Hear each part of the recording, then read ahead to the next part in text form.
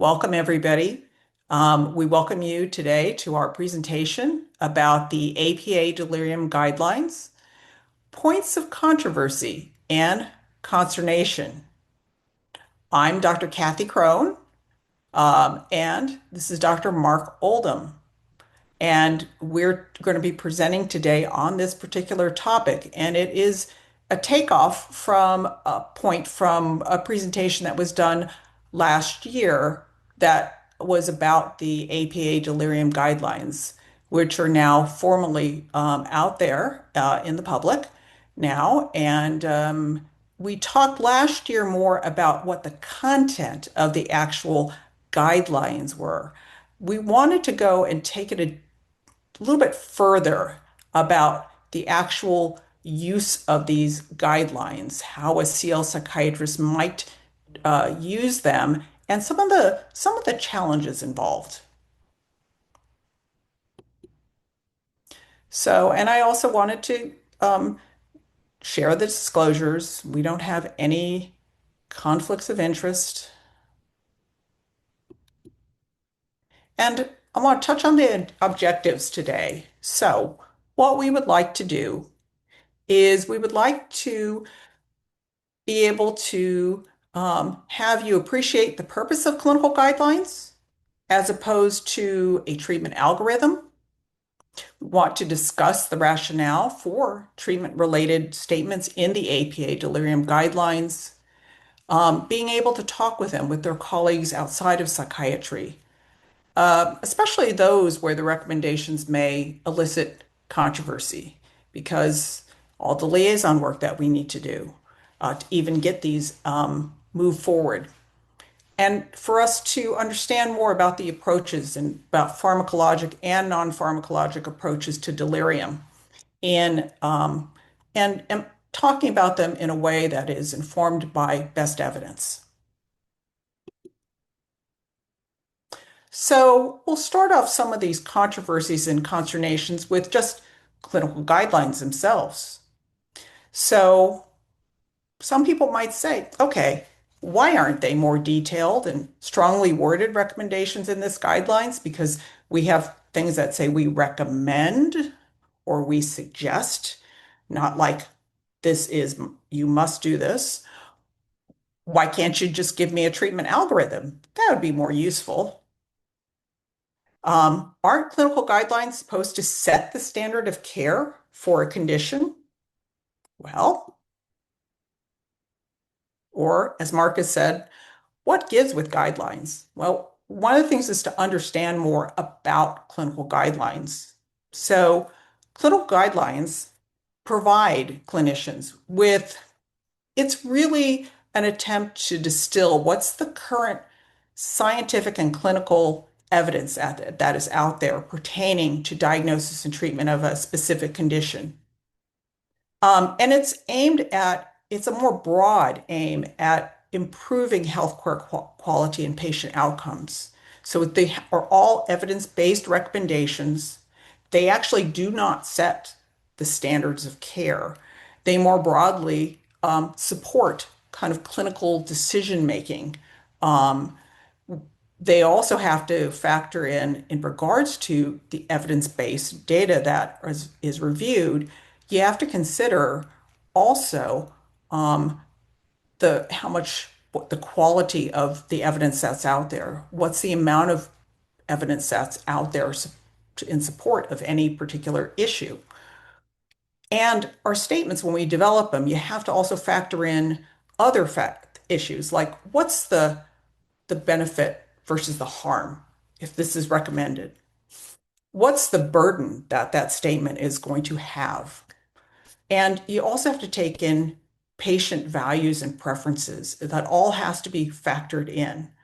And I would say one of the things with algorithms kind of take guidelines and then kind of operationalize them into sort of a step by step, do this, go do that, do this, yes, no, stop, go. And which is guidelines are kind of there in the background informing the algorithms. So we're going to touch first on some of the non-pharmacologic issues related to these clinical guidelines and statements. And I'm not going to go through each one as step by step. We're going to talk more broadly about particularly a couple areas. So one of these in these non-pharmacologic recommendations is, so, all right, how am I going to get the hospital, the staff to adopt that delirium screening or determine the patient's baseline mental status, let alone do a medication review and consider contributing factors or adopt use of multi-component non-pharmacologic interventions? Okay, well, true. Those are all issues and a little bit sometimes easier said than done. So this is kind of hot take number one. So the confusion assessment method, or CAM, it's known as the most widely used delirium screening tool. I was chatting with Mark about this a little bit, but something that you would need to know about it is that in order to do it correctly, it actually requires you have to do a patient interview, and it also includes formal cognitive testing. Then you can use the scoring, the CAM scoring. So if that this is going to be what is used for the delirium screening tool at your institution, you have to consider things about, or if you want to recommend it for your institution, you need to think about, so who among your staff is actually going to be responsible for actually doing this um, interview, formal cognitive testing, then the scoring? Who's able to actually train the staff to do all of this? And what about the time allotted for the staff to do this? So, needing to consider broader aspects.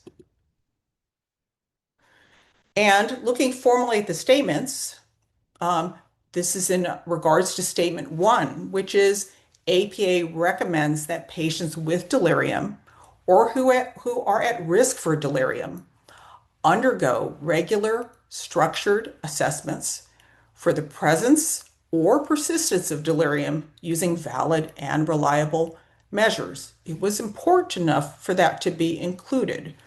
I didn't highlight the other ones because I think they're less a challenge to get done. This is kind of like one of the bigger hurdles.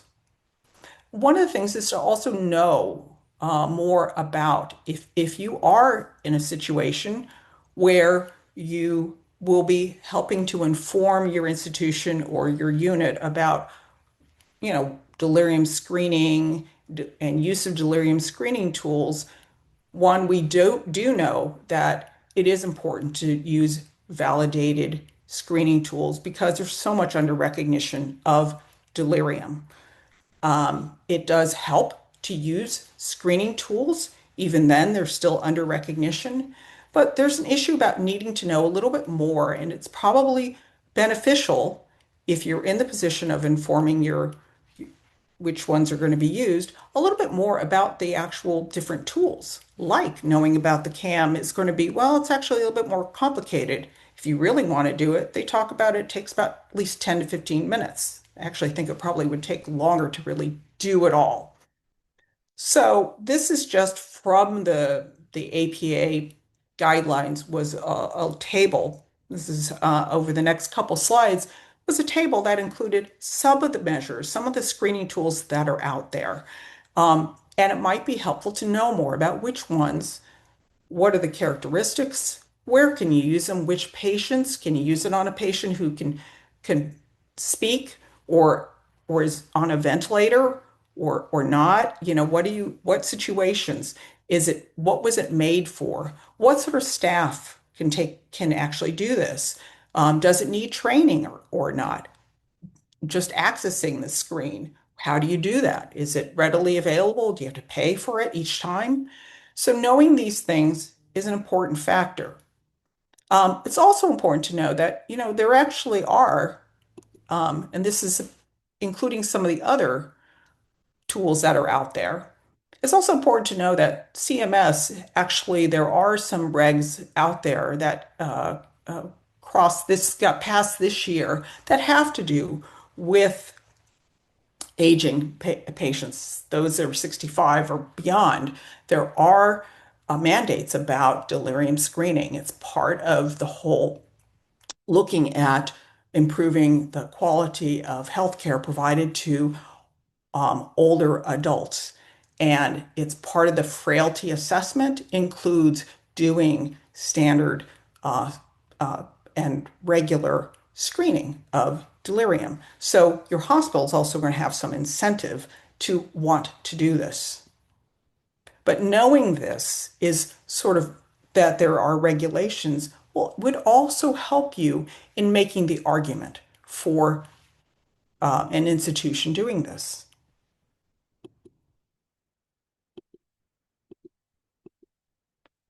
So here's my hot take number two, including lengthy smart phrases in your consult that give nurses marching orders about non-pharmacologic interventions they're going to be counterproductive to say the least.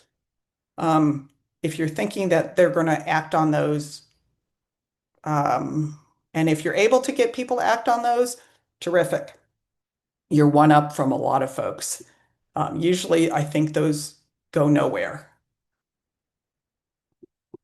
So we all know something about these multi-component interventions. These are the ones there's various ones out there.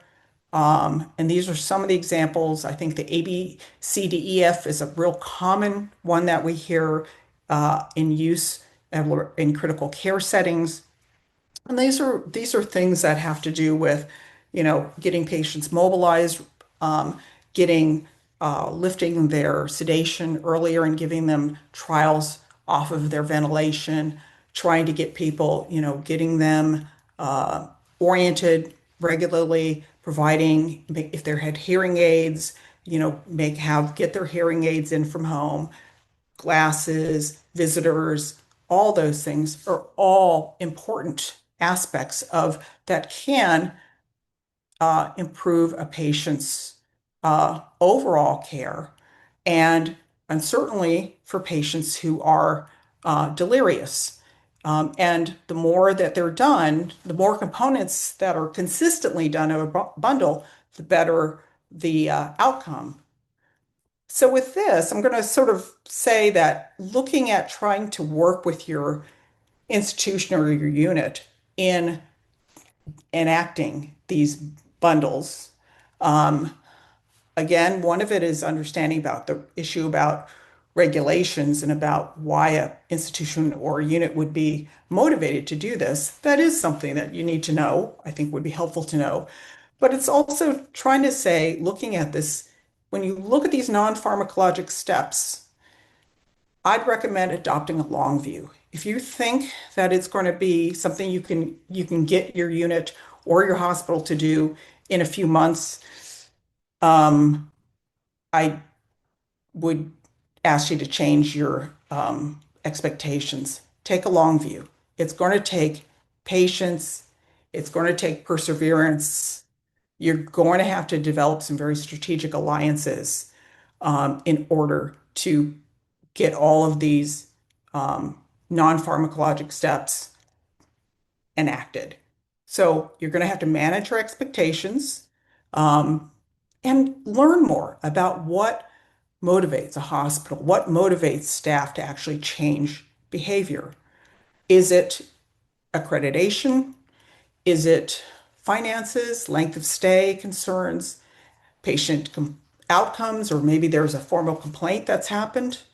Learn more about it because that'll help you inform about like how to maybe approach the problem or who to approach.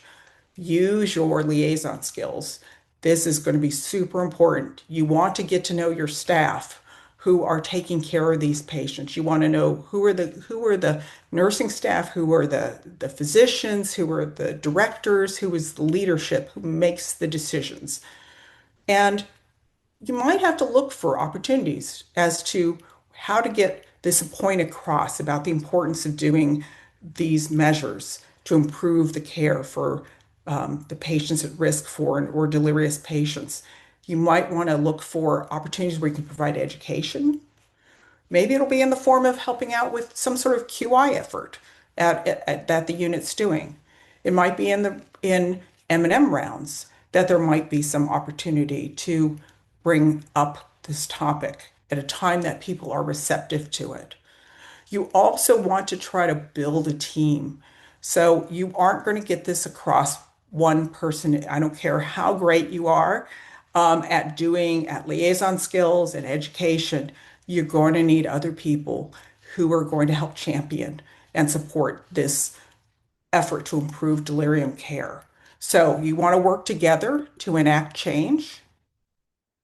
You might want to use these APA guidelines as something to share to other colleagues, not necessarily in psychiatry, other directors, administrators. The fact that it's coming from a major professional organization like APA does help carry some weight. And so sometimes that can be used to help get somebody to look at something a little bit more.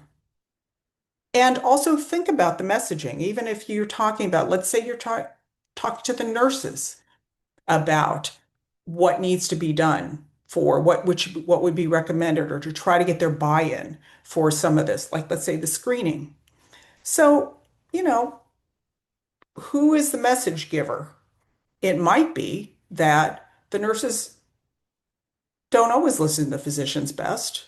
Sometimes it might be instead, you might want to use, if you have on your consult service, if you have somebody who is, let's say, an advanced practice provider, maybe an NP, they might actually be more effective in getting across the message. They might be listened to more readily than you are.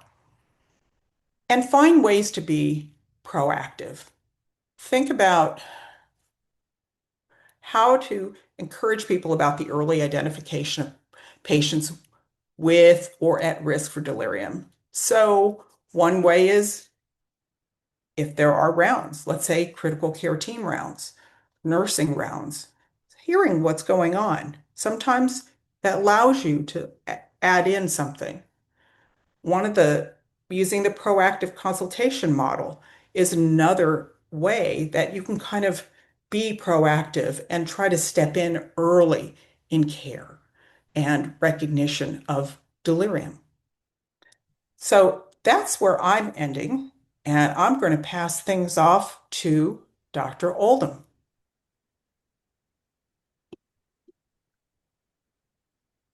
All right. Well, good morning or good afternoon. I'm going to set my slides up here in just one second. Let's see. And Dr. Oldham is going to be focusing on the pharmacologic aspects about the delirium guidelines. Thank you. Yes, I am going to be doing that once I get this shared. All right. Hopefully we are all set. Um, and again, greetings. Thank you to those who are joining us for this presentation.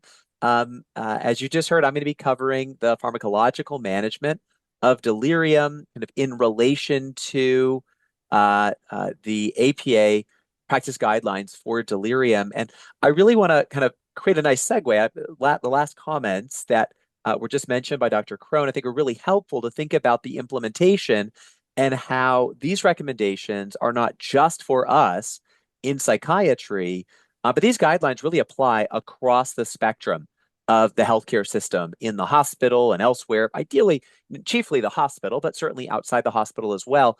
And when we think about controversy or consternation associated with these statements, many of you might say, well, the statements seem kind of boring. They're kind of what we've already known. Um, they are controversial in some spaces within the healthcare system. And so I think having these statements as talking points and then the implementation sections that accompany the statements can be very helpful to create dialogue and really just look at the evidence that supports different practices in relation to delirium prevention, delirium management, aftercare, and the like. So, with that as prelude, going to be talking about potential controversies associated with pharmacology of delirium. So, these are some questions that you might be asking, or some of your colleagues might ask when they look at these guidelines.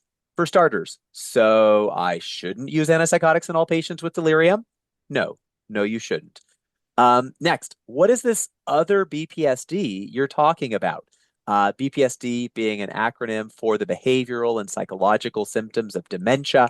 BPSD as an acronym doesn't really exist in the APA guidelines, but we do talk about the neuropsychiatric disturbances of delirium as a discrete aspect of the delirium phenotype that we might treat pharmacologically or non-pharmacologically. Next, so you're saying that I can use benzos in delirium? For many, especially those in geriatrics, that might not sound correct, right? The Beers criteria, the benzos are included. So we can, they're not contraindicated. And no, they're not, relatively contraindicated. Use caution. We'll cover that. The next one, I've seen studies that say melatonin prevents delirium, but you're suggesting not to use it. What gives? The data. And then finally, one kind of we'll end on kind of two statements regarding the use of dexmedetomidine. And so some people might think, well, psychiatrists have no business commenting on sedation in the ICU. But I would beg to differ. I think we should be educated when it comes to how to address really the broadly speaking, the pharmacology in relation to delirium, up to and including sedation regimens. All right, so with that, we'll continue. So we're going to continue hot takes. You've heard two hot takes. I'm going to have several more. Maybe they're not hot takes, but they are in some spaces, I think, a bit controversial. So hot take number 3, delirium alone is not an indication for psychotics. Now, I think most psychiatrists appreciate that, but we really want to make that point clear. If we would phrase it a different way, delirium does not represent olanzapine, quetiapine, or a deficiency of olanzapine, quetiapine, risperidone, you name it. It is not an antipsychotic deficiency syndrome. You cannot just block enough D2 receptors and, ipso facto cure delirium. So this is the statement that we have in the guidelines. APA recommends that antipsychotic agents not be used to treat delirium or hasten its resolution. Certainly, they might be used in delirium, but not exclusively for the management of delirium. Its core symptoms are to hopefully, hasten its resolution. I think I misspoke. It's prevent delirium, but I have a little screen above it, and I didn't see it right. Prevent delirium and hasten its resolution. And you might be saying, well, yeah, we get that. That's obvious. The reality is data show that antipsychotics are used a lot. I'm not going to read this in detail, but palliative care and critical care units in particular have really high rates of antipsychotic usage. And sure, some of that may be completely justified because they're being used to manage the agitation associated with delirium. But in broad strokes, I have to imagine that many individuals are being put on antipsychotics simply because this historical idea that when a person has delirium, there is an indication for antipsychotics, which is something we really want to break. We want to break that link, kind of that reflexive consideration. So looking at the data, what do the data show? The 3 slides here looking at randomized clinical trials of antipsychotics to prevent or treat delirium in different kind of contexts. So the first is for preventing postoperative delirium. So I've shown here the agent, the N or the size of the sample, and the dose and the timing. And I really want to highlight the fact that across these studies, they are using dramatically different regimens of antipsychotics. So the first 3 are using IV haloperidol, initially an initial dose followed by an infusion once a day. And then this third one, simply a preoperative administration of IV haloperidol with nothing postoperatively. Then you can look at PO haloperidol 3 times a day. And then we get into the atypicals. We can think about aripiprazole once a day or olanzapine, orally disintegrating tablet, which is 1 dose before and 1 dose after and never again, at least in this clinical trial. Or this final one, orally disintegrating tablet of risperidone, 1 milligram after surgery, but not continuing. And we all know intuitively that these are very different regimens. They're all happening at different phases of the kind of perioperative care, and some during, different phases of inflammation. And so, why would we think that all of these should be able to just be aggregated and give us a clear picture? Nevertheless, most of these studies here, you see, I just say most, but half of the studies here are negative. The other four are positive.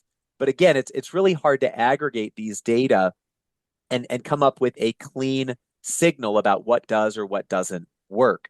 Similarly, we look at the ICU delirium, kind of preventing ICU delirium. The three studies with haloperidol to prevent ICU delirium, negative. This first one's notable, 1,700 plus patients using haloperidol 3 times a day. The delirium rate was essentially identical in both arms, those with or without haloperidol. And then these final two studies with p-quetiapine to prevent delirium, sure, they are positive. They're relatively on the smaller side of studies, but the doses are also curious. So this one from 2021 used 12.5 milligrams of quetiapine twice a day, or this Kim 2019 study used 12.5 or 25 milligrams at bedtime.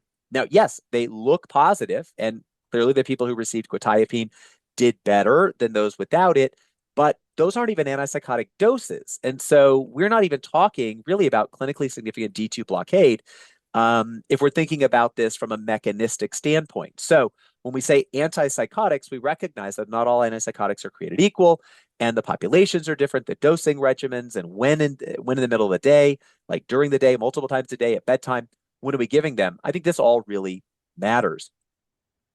And then my third slide on placebo-controlled RCTs of antipsychotics for delirium. This is treating delirium. Do they hasten the resolution of delirium?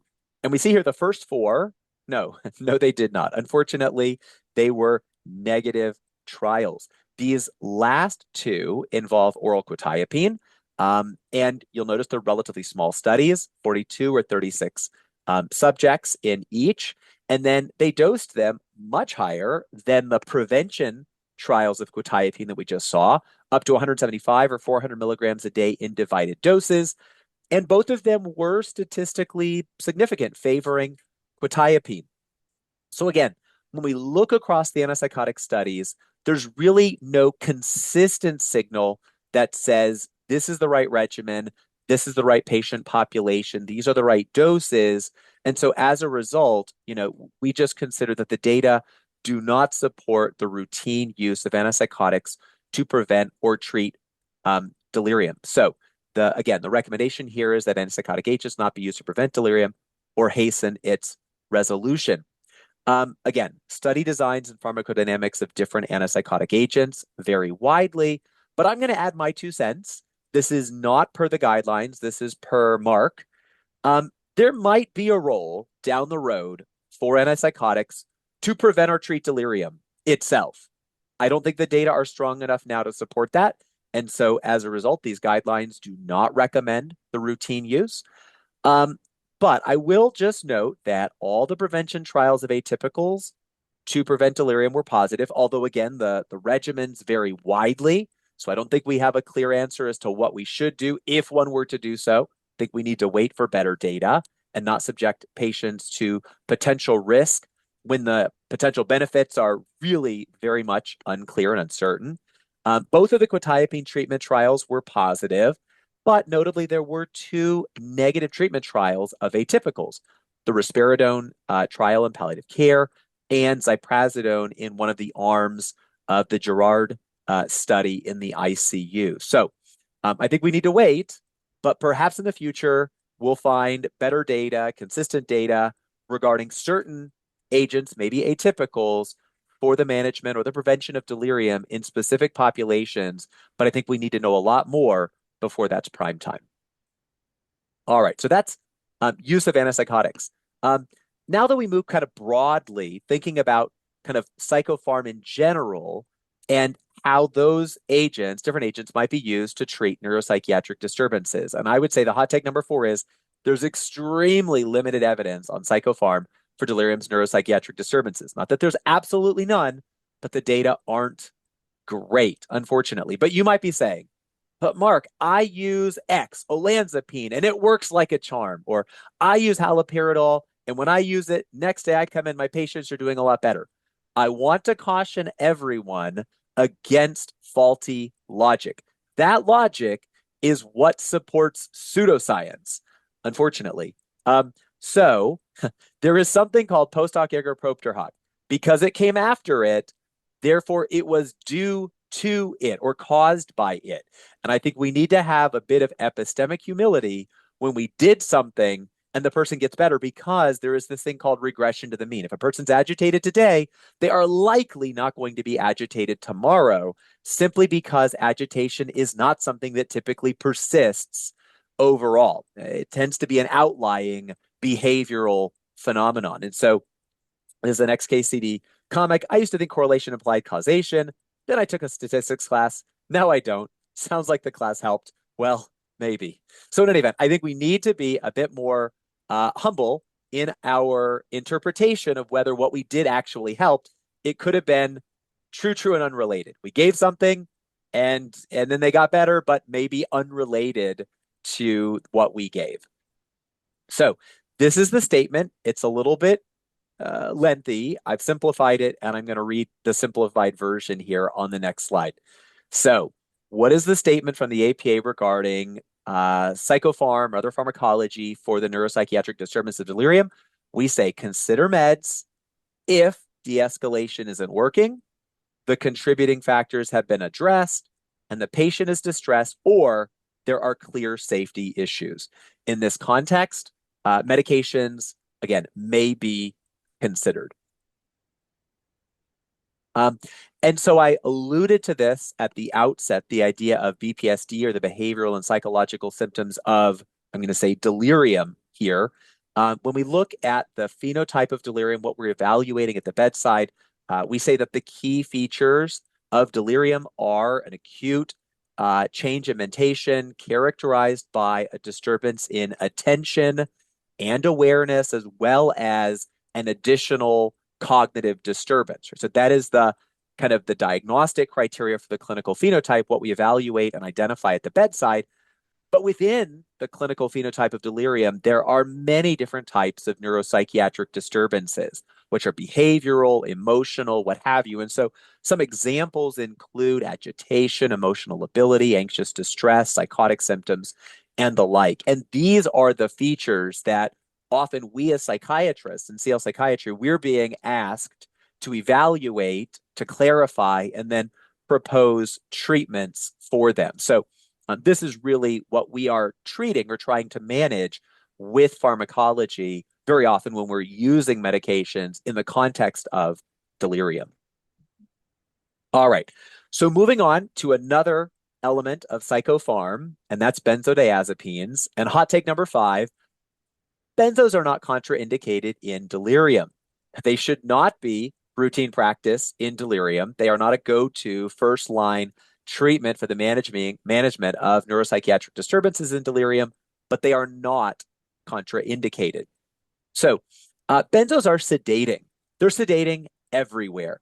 They are sedative hypnotics, but they do, when they sedate, also worsen thought clarity. Some people might worry about, oh, if I give a benzo, I might cause paradoxical agitation. That can certainly happen.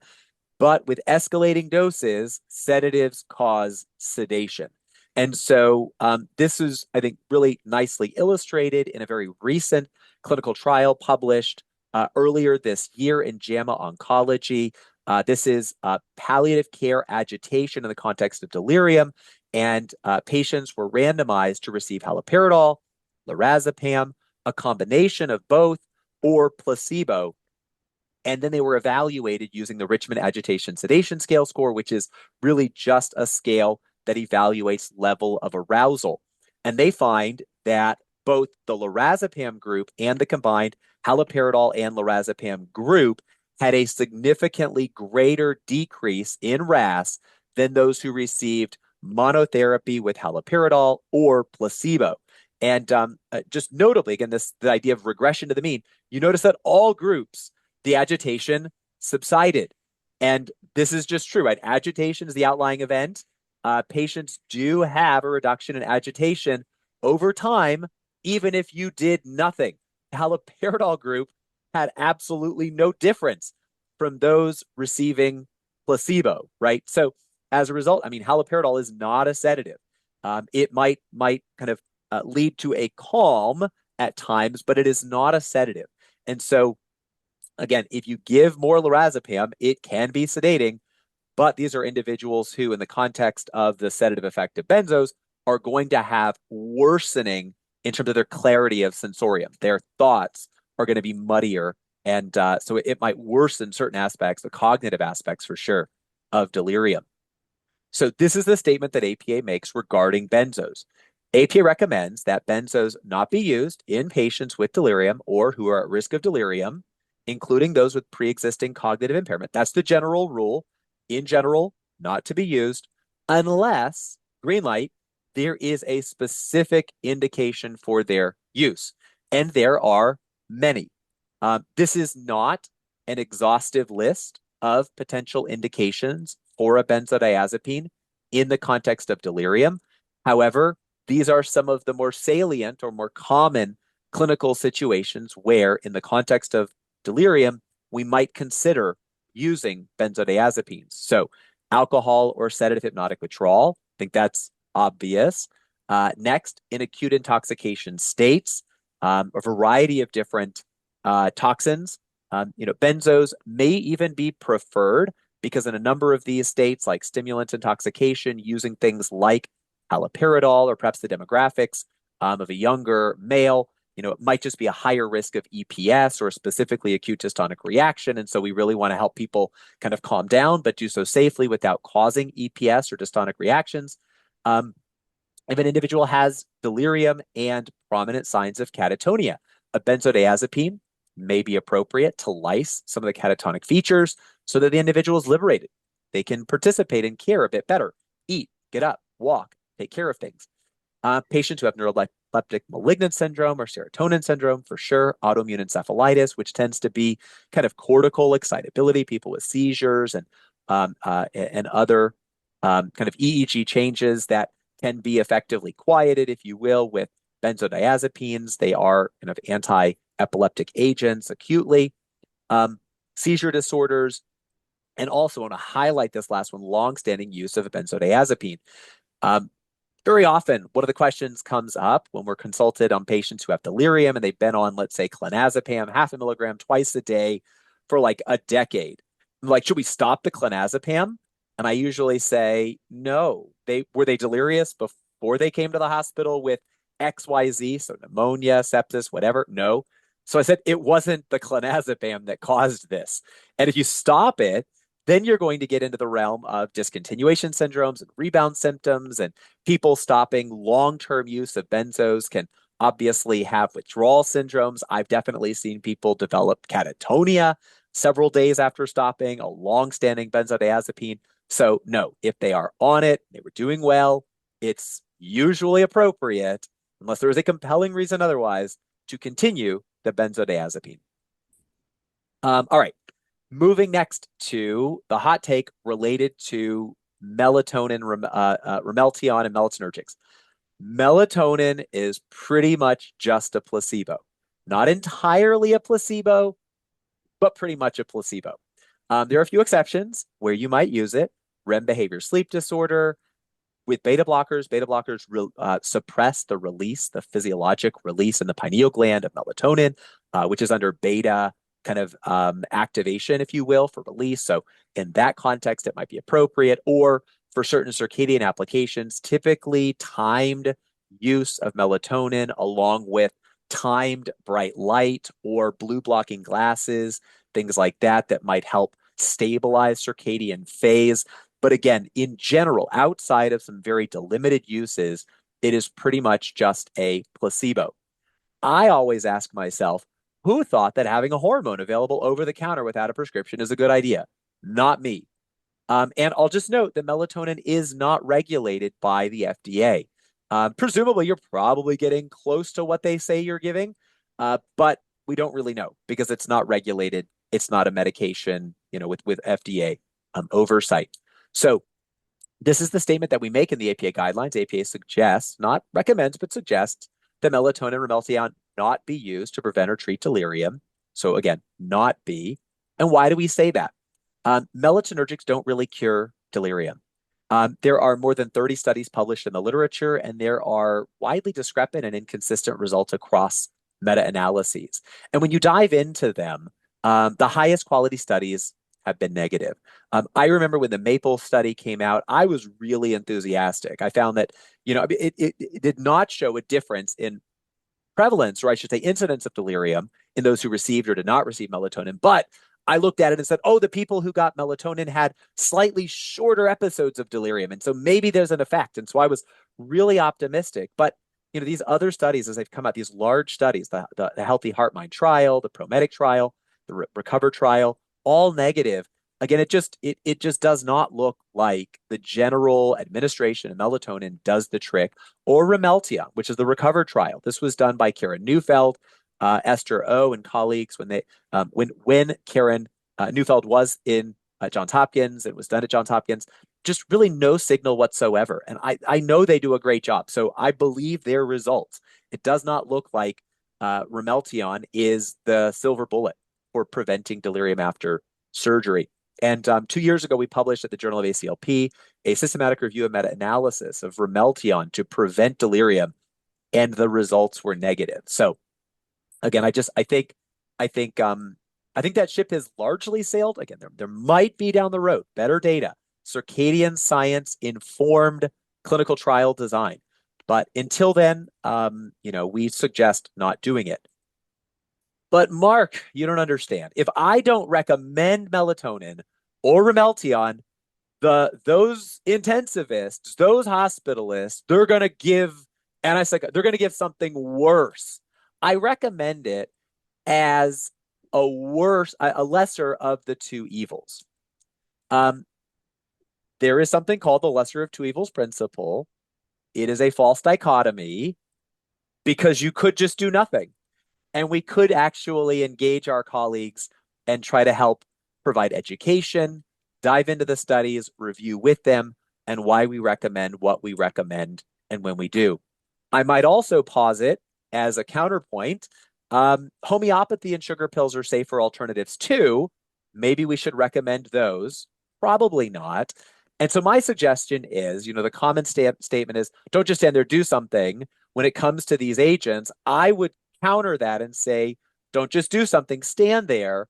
And I'm going to say better yet, for us as CL psychiatrists with our liaison skills, better yet, build relationships and ideally guide our colleagues, have conversations with them to try to inform practice that is in line with best evidence. All right. Final hot take. This has to do with sedatives and kind of a lesser point that I'll make here today, but to end on this, psychiatrists should be informed about the effects of sedatives on cognition. And I think very often psychiatrists, we in psychiatry, we're not, intensivists. We might feel a bit uncertain. I admit, sometimes I walk into the ICU and talk to folks and, it feels a bit alienating as an environment. It's not the typical home for a psychiatrist. But I would say that psychiatrists should feel empowered to discuss sedative regimens or sedation regimens with intensivists.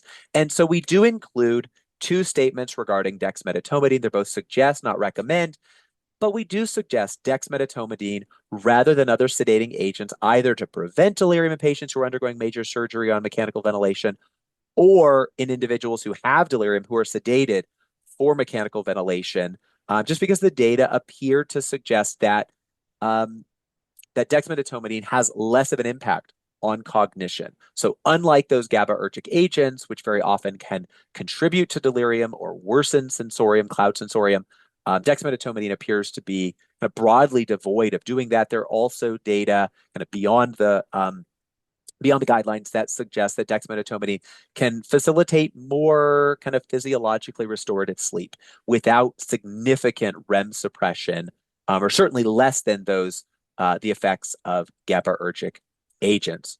So That is the final kind of content slide in terms of hot takes. If you have questions about any of those, please feel free to find Dr. Crone or myself at ACLP.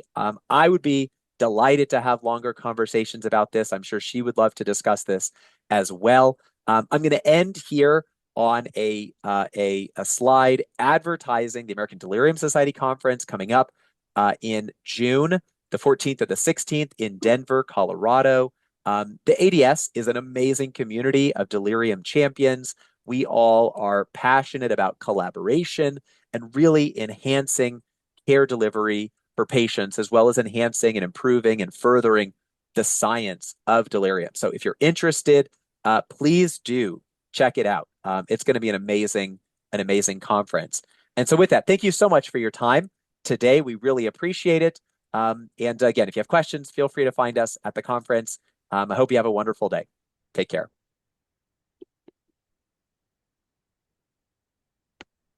Sounds good.